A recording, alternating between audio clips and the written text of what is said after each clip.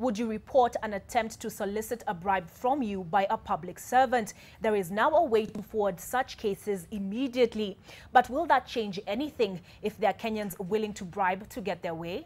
Speaking during the rollout of Huduma Halisi campaign, which aims to celebrate the public service officers who have served remarkably, women, youth and Gender CS Margaret Kobia said the campaign will help curb corruption in the nation. NTV's Helen Aura reports.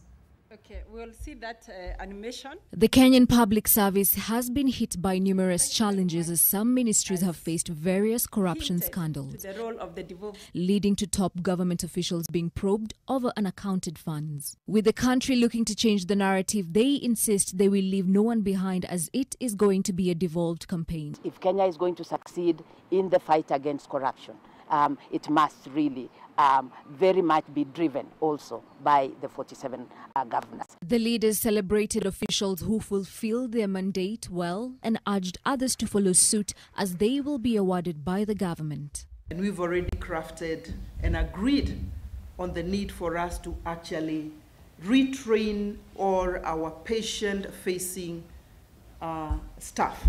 The nurses, the clinical officers. We do believe that a mindset change is important, and that is why we are taking in this holistic approach in terms of, first of all, exposing these persons in terms of why we need to reorganize the way we interact with the patient. The campaign was launched at the Heads of State and Government Summit in Mauritiana in June 2018. You have to start somewhere. So we are not going to expect miracles. You are Kenyans like everybody else, and so you will find. But because it is good, this is a digital exercise, and people can quickly, or real time, really say, I'm undergoing this, and somebody is asking me for a bribe, and you can be able to actually say who the person is. There should be both ways. When you are celebrating those who have done very well, together with those who are not giving a patient.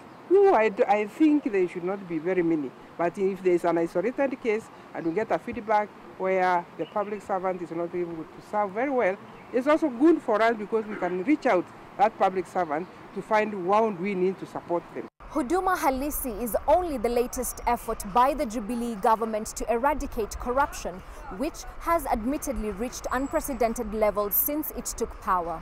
While welcome, the true test of its impact lies in service delivery. Helen Aura, NTV.